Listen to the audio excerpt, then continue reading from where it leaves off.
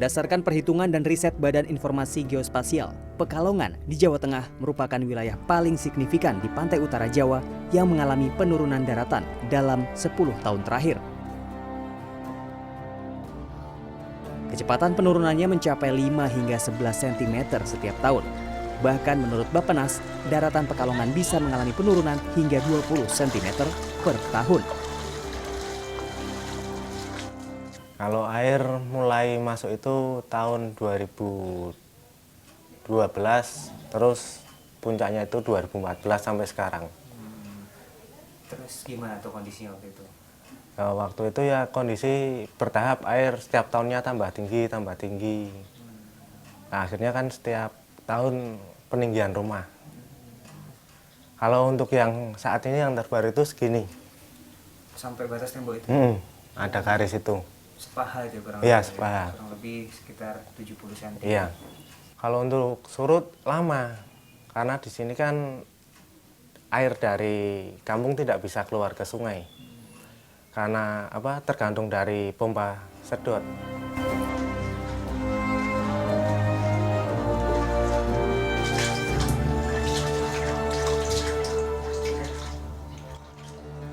Kalau antisipasi warga ya ditinggikan rumahnya. Kalau setiap tahun ya tidak mesti setiap tahun, karena kan ketika kita sudah meninggikan lagi kan terkadang rumah juga sudah mentok, tidak bisa ditinggikan lagi. Ini kan seperti saklar kan sudah pendek. Kalau dulu kan jaraknya sekitar dada, sekarang sudah ya sekira sepinggang. Kalau tinggian sudah 2 kali. Tinggian berarti pertama itu sekitar tahun 2014 itu tinggian 40 cm. Terus tahun 2016 itu sekitar ya 50-60 cm. Kalau pikiran pindah sih ada, cuman terbentur biaya. Kalau di sini belum ada, di sini masih bertahan semua, walaupun dalam keadaan kebanjiran.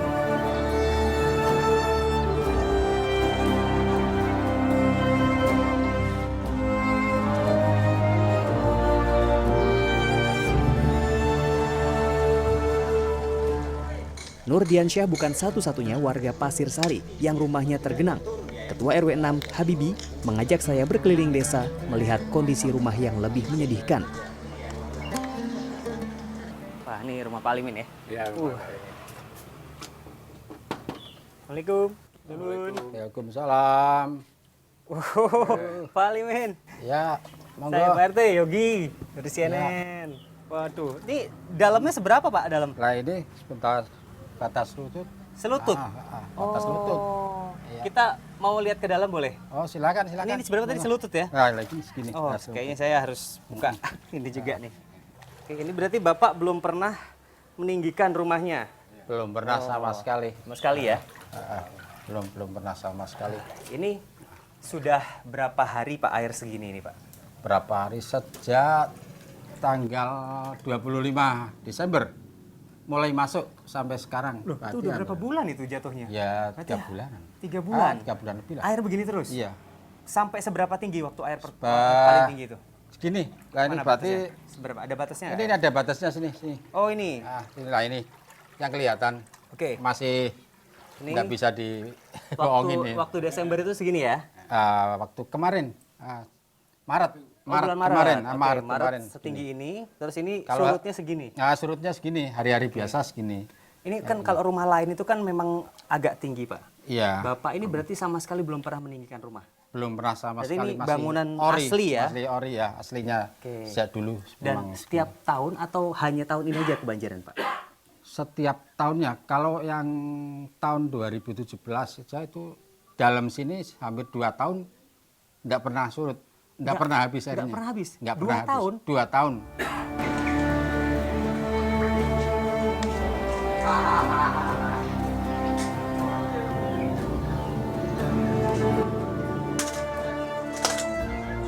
Berarti Bapak di mana tinggalnya?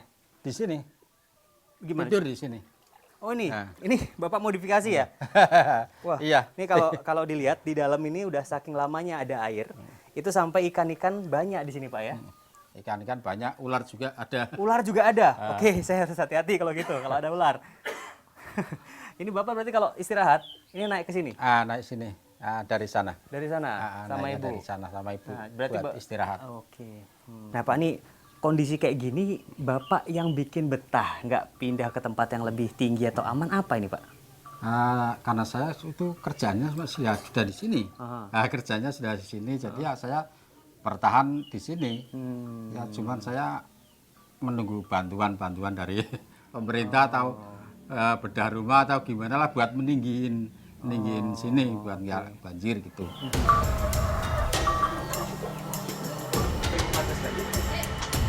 Ya, sudah punya tujuan.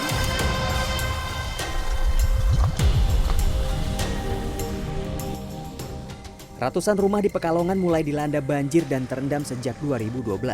Warga kehilangan ratusan hektar sawah, juga rumah. Tetapi mereka tetap bertahan di rumah yang tergenang.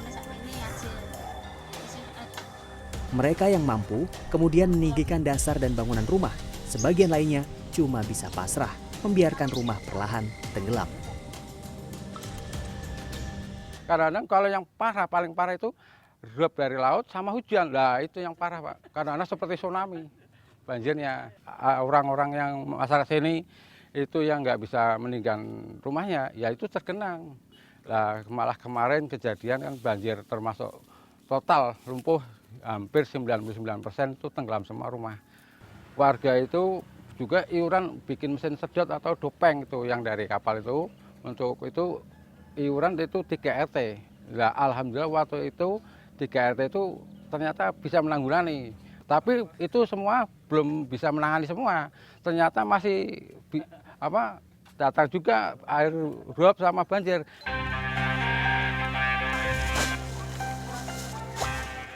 Upaya menghadang dan menghalau banjir, baik dari sungai dan rob dari laut, terus dilakukan. Namun sifat daya tahan dan daya hadangnya masih terbatas, juga sementara.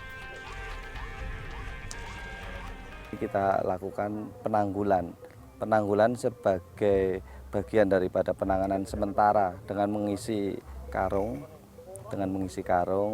berisi tanah, kemudian kita pasang di bantaran-bantaran sungai yang limpas, di mana sungai tersebut mengakibatkan banjir.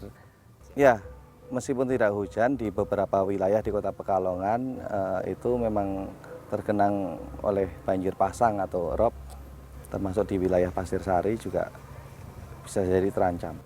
Kalau data yang paling lama tercatat itu kan sebenarnya 1897 saja sudah pernah banjir besar.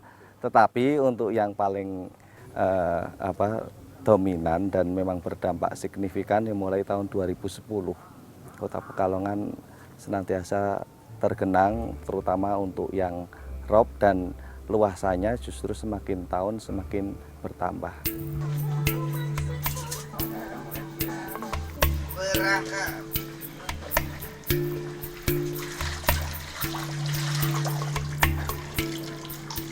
Seperti wilayah lain di pantai utara Jawa, Pekalongan membutuhkan dukungan berbagai pihak untuk menyelesaikan persoalan ini. Masyarakat, pemerintah daerah, juga pemerintah pusat diharapkan terlibat mencari solusi yang tepat. Tanggul laut raksasa Pekalongan memang telah dibuat, membentang sepanjang 7,2 km. Tanggul seharga 500 miliar rupiah ini menjadi andalan untuk menghalau rob. Namun, tentu saja solusi ini bersifat sementara karena gelombang laut masih bisa merangsek melalui sungai dan permukaan tanah. Jika penurunan daratan terus terjadi, maka dibutuhkan lebih dari sekadar tanggul agar Pekalongan tidak tenggelam.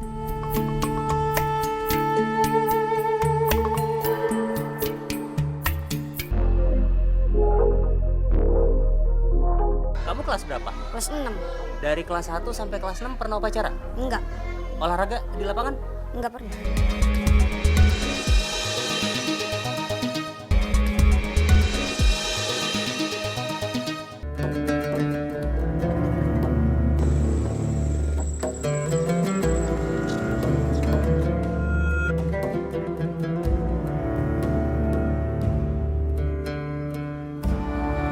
Desa Pantai Bahagia terletak di Muara Gembong, pesisir utara Kabupaten Bekasi, Jawa Barat. Penurunan daratan juga terjadi di sini, setidaknya sejak tahun 2000. Tidak sedikit lahan pertanian, perikanan dan rumah yang rusak terkikis banjir dan genangan rob. Sebagian rumah sudah ditinggalkan pemiliknya. Sisanya terpaksa dihuni karena merupakan warisan terakhir dari orang tua. Sama dengan banjir dan genangan air laut di desa ini yang bertahan turun-temurun lintas generasi. Sebuah sekolah tingkat dasar, Madrasah Ibtidaiyah Mansyaul Huda, menjadi salah satu bukti bahwa air laut tidak pernah pergi dan betah mengenangi di desa Pantai Bahagia. Yang jelas, siswa-siswi sekolah ini tidak pernah merasakan serunya kegiatan olahraga atau upacara bendera karena lapangan dan halaman sekolah mereka tidak pernah kering. Ini di depan Ibnu ini apa sih? Lapangan atau kolam? Lapangan dulunya. Terusnya kena banjir terus jadinya jadi begini. Gimana? Begininya tuh gimana? Jadi ya baik lumpurnya, baik lumutnya, sampah. Dalam nggak sih ini? Dalam. Berarti kalau Ibnu mau olahraga di mana? Di sini aja di atas. Di teras? Iya. Nggak bisa olahraga di lapangan? Nggak bisa. Upacaranya? Upacara kayak nggak pernah. Kamu kelas berapa? Kelas 6. Dari kelas 1 sampai kelas 6 pernah upacara? Enggak. Olahraga di lapangan? Enggak pernah. Oh.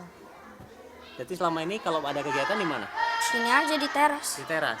Pengennya gimana Ibnu? Pengennya mah di situ biar rame-rame resep. Tapi nggak bisa? Nggak bisa. Kenapa nggak bisa? Orang ininya itu begini. Itunya jadi kobakan udah. Dalam nggak sih Ibnu? Dalam. Pernah ada yang nyemplung nggak? Pernah kalau ngajinya bercanda ntar suruh nyebur. Oh gitu. Dalamnya seberapa? Paling segini. Sepaha ya, sedengkul ya. Iya. Oh.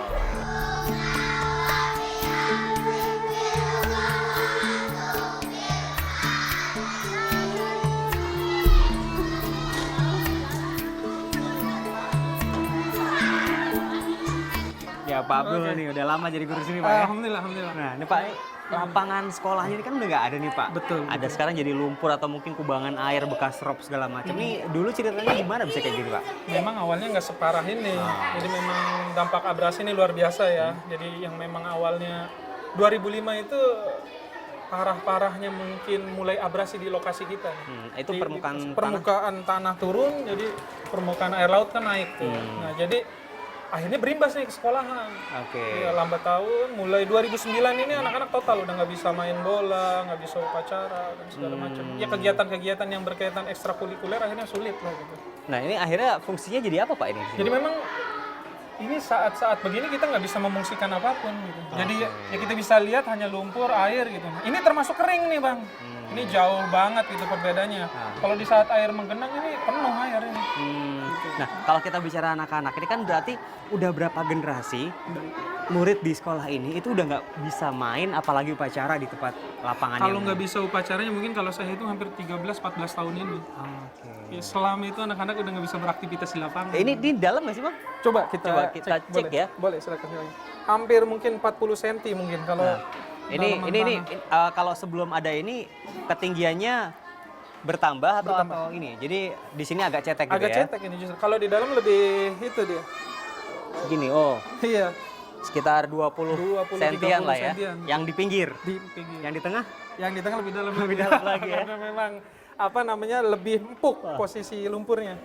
Ini juga kita sekolah hampir 3 kali udah ditinggiin.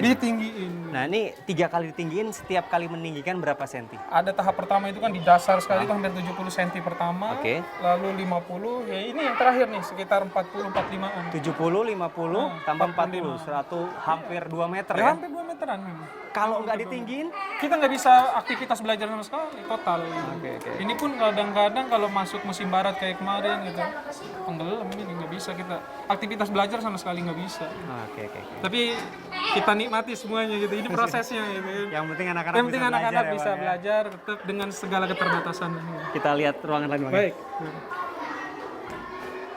Ini kita kalau bicara, tadi kan diceritain kalau rob itu airnya tinggi. Betul. Kadang sampai masuk. Nih kondisinya seperti apa Bang kalau banjir jadi ini? kalau posisi air naik di sini memang 1 jam 2 jam ini terendam gitu. Cuma Ini posisi air naik, makanya Sampai- ini dibuat sampai tanggul. kelas? Sampai kelas. Oh, ini semua. tanggul-tanggul tanggul ini biar dibuat, air nggak masuk? Air nggak masuk. Nah itu, Aha. biar hanya airnya aja yang masuk, sampah nggak masuk. Sampah. Gitu. Selain sampah, risikonya apa yang bisa masuk, Ini Bang? ular-ular ini ya, air. Oh gitu ya? kan. Iya. Sampai masuk ke dalam kalau Masuk misalnya ke nggak ada dalam. tanggul ini. Iya. Karena memang kan ini bebas aja air itu masuk ke ruang-ruang kelas. Dan itu kejadian banjir air masuk kelas itu berapa waktu sekali? Memang belakangan ini setelah abrasi kita total ini, dalam setiap 1 bulan siklus air pasang itu pasti ada terendamnya. Purnama, Purnama, selama 1 iya. pekan Selama itu 1 pekan. berisiko terendam. 3-4 hari dalam 1 bulan itu ada. Kalau memang kalau dulu kan kita bicara perhitungan gitu, mungkin per setengah tahun sekian gitu baru ada. Itu pun kalau robnya sangat besar. Tapi kalau sekarang udah nggak bisa. Memang alam yang luar biasa ini dahsyatnya gitu, dan tidak ada penanggulangan. Ya akhirnya ini berdampak ke kita semuanya. Gitu. Ngomong soal penanggulangan, sempat diadukan nggak sih kondisi seperti ini kepada pemangku kebijakan? Oh, bukan lagi diadukan. Saat-saat tahun-tahun politik itu bupati, calon-calon bupati itu datang dan Berjanji. mereka bukan hanya berjanji, mereka melihat realita yang ada. Gitu. Penurunan daratan yang terjadi di Jakarta, Semarang, Surabaya atau kota besar lainnya di pantai utara Jawa bisa jadi langsung memancing reaksi dan aksi pemerintah untuk menahan dampak dan lajunya.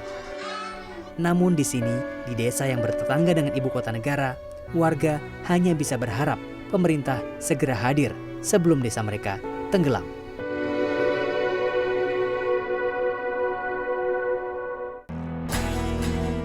Bukan main Pak, jauhnya 3 km lebih lah. Itu jauhnya Pak. Sekarang laut di pinggir mata Di ya. pinggir mata.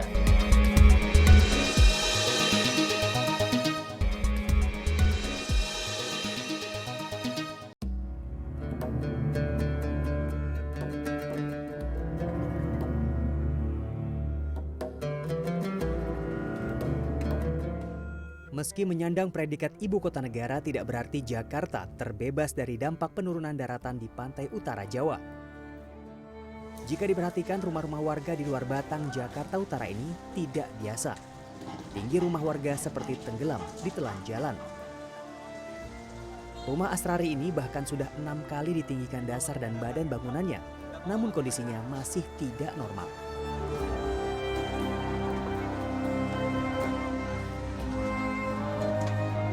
Berarti kalau Bapak ukur nih dari sebelum ditinggikan sampai Bapak tinggikan terakhir, total udah berapa meter Bapak tinggikan? Waduh, lumayan 3 meter itu. 3 meter. Lumayan Luar 3 biasa. meter. Nah, sekarang ini tinggal 1 jengkal ya. Iya. Ini jarak antara atap sama kepala saya tinggal 1 jengkal.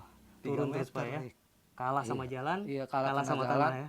Lagi kalah juga duitnya untuk biaya itu. Oh, oke. Soalnya semakin lama semakin bahan kan meningkat itu. Kita nggak bisa juga kan bahan bakunya itu udah semakin nggak ada gitu. Kayak tanah-tanah yang dibuangin apa itu. Rumah Asrari hanya satu dari ratusan bangunan di luar Batang yang perlahan terbenam. Sebagai tukang bangunan, Arifin hafal betul siapa saja yang telah menggunakan jasanya untuk meninggikan rumah setiap 3-5 tahun sekali. Jika tidak ditinggikan, rumah-rumah ini akan terbenam di bawah permukaan jalan atau terendam air laut. Kalau diinget-inget sih hampir nggak kehitung, ya udah puluhan rumah di sini. Yang ditinggikan. Dari yang renovasi ringan sampai bongkar total, sampai dari lahan ya itu udah puluhan rumah. Rata-rata tingginya berapa tinggi Pak? Rata-rata. Umumnya paling rendah ya nggak ada yang di bawah 50, 80, 1 meter. Nah, kalau nggak salah saya pertama jadi dari ngenekin sampai tukang itu 95-an ya, 95-an.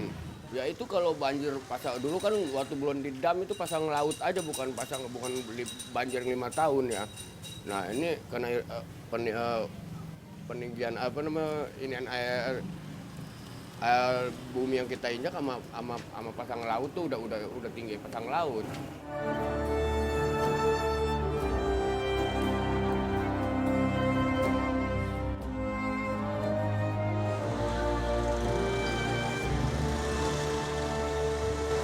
Tentu saja warga yang rutin meninggikan rumahnya adalah warga yang berkemampuan. Bagi Deswita, jika rumahnya tidak ditinggikan setiap 3 tahun, tidak akan bisa ditinggali. Ada 3 tangga baru dari atas jalan ke atas. Terus di dalamnya itu 4 meter tinggi ke plafon. Kalau ya kayak begitu, kalau masuk kita nunduk. Plafonnya udah dihabisi, udah diuruk jalan terus gitu. Ini terakhir habis ninggiin jalan ini, jadi dia udah turun ke bawah. Gitu. Di jantung Provinsi Jawa Tengah, kondisi serupa dialami warga Tambak Lorok, Kota Semarang. Sebagian rumah warga terbenam oleh jalan, juga tergenang banjir rob, khas pesisir pantai utara Jawa. Pemerintah daerah selama ini rutin meninggikan jalan akses desa agar tidak kalah tinggi dari permukaan laut.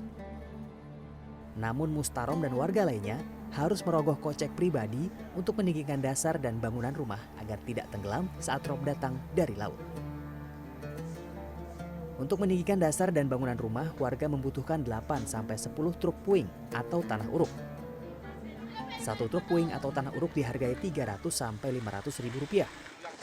Harga tersebut belum termasuk jasa bongkar dan uruk sebesar Rp200.000 sampai Rp300.000. Masuk, seperti ada bantuan dari Dinas Perikanan ini juga. Ini alhamdulillah kan sering dibantu pemerintah. Ya, agak mengurangi lah banyu pasangnya. Kalau saya sendiri mendirikan rumah itu tahun 94. Itu fondasi mulai dasar sampai bangunan itu 2 meter. Fondasi itu loh. Nah, itu. Nah, masalah jalan itu sampai sekarang kan kelihatan rumah saya itu sudah 4 kali jalan ini. Ya.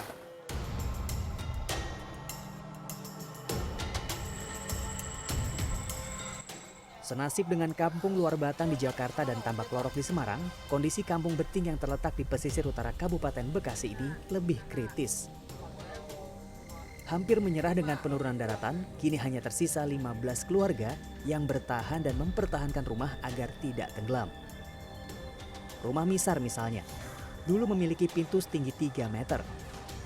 Kini, pintu dan rumah Misar hampir kalah dengan tinggi badannya meskipun Misar dalam posisi duduk. Ini di tinggi rumah saya. Berapa senti? Ya setani rumah saya ini kan 3 meter Pak tingginya. Iya, bisa uruk lagi, suruk lagi. 1,5 meter berarti. Bisa 1,5 meter. Oh berarti sebenarnya ini udah diuruk 1,5 meter? Iya. Masih ada air? Masih ada air segini. 50 cm? Iya. 30 cm? 30 cm. Waduh, tinggi berarti ya? Iya rumah saya dulu paling tinggi, ya gubuk lah, rumah gubuk gitu. Ini kalau musim barat begini, ya ini kan namanya barat Pak ya. Itu siang Pak, pelalapnya. Siang gitu. Nah, ntar kalau musim timur itu malam. Bukan main Pak jauhnya. Iya, ya katakan apa tadi itu Bapak ini Pak Sekdes ya? Pak Sekdes itu 3 kilometer lebih lah. Itu jauhnya Pak. Sekarang laut di pinggir mata ya? Di pinggir mata. Dan juga penghuni dulu Pak banyak. Gitu hampir 150 kakak. Sekarang? Ya sekarang mah tinggal berapa biji itu saja Pak Sekdes. Tinggal ada 15 apa 20? 15 kalau nggak salah. Ya dasarnya itu Pak. Ya namanya pada pindah. Ya punya modal pada pindah. Gitu. Ya, jadi saya pengen bikin gubukmu ninggiin juga nggak punya modal. Gitu. Mau pindah kampung emang nggak punya tanah. Gitu. Ya kalau saya sih pengennya sih ya banyak namanya keluhan masyarakat mah, pengen juga ini namanya dikasih pengerasan bagaimana kampung ini supaya utuh. Dikasih dam gitu, Dikasih dam. dikasih tanggul gitu Pak ya? Iya, gitu, bagaimana caranya ini supaya kampung jangan habis. Dan Kurtubi selaku aparat desa memaparkan bahwa kampung ini dulu memiliki keanekaragaman hayati yang kaya. Tetapi hal itu berangsur berubah bahkan rusak setelah menjamurnya tambak udang dan ikan. Kalau dulu tahun 1960 ke bawah, 50, 60, 70, menurut kisah dari kakek buyut bahwa secara global desa Pantai Bagia yang ada di Kecamatan Muaragembong itu keanekaragaman hayati sangat lengkap. Mulai dari primatanya, terus hewannya ya, terus jenis hewan dari kelompok kucing. Kucing hanya singa aja mungkin sama citah yang nggak ada di sini. Jadi harimau Jawa masih ada di sini. Kemudian primata juga masih banyak, bukan lagi ratusan ribu tapi jutaan. Makaka sama Tragopithecus mauritius itu. Kemudian juga burung ya, buayanya di sungai-sungai. Mangrove sebagai benteng utama dari Greenbelt ini sudah banyak yang hilang. Juga penggunaan pembukaan lahan secara sporadis tadi untuk pemanfaatan tambak ikan dan udang. Kemudian menurut data dari Bapeda Provinsi tahun 2015 juga dikatakan bahwa tahun 1980-an, pada tahun 2015 ya saya dapat, itu sudah 3 km hilang garis pantai kita. Sejauh dari titik awal waktu itu di ujung muara itu sejauh lebih dari 35 meter. Dan abrasi ini, saya bilang abrasi ya, secara masif terjadi, menghilangkan lahan, menghilangkan hunian. Terus setiap tahunnya itu 10-20 meter abrasi itu hilang masif.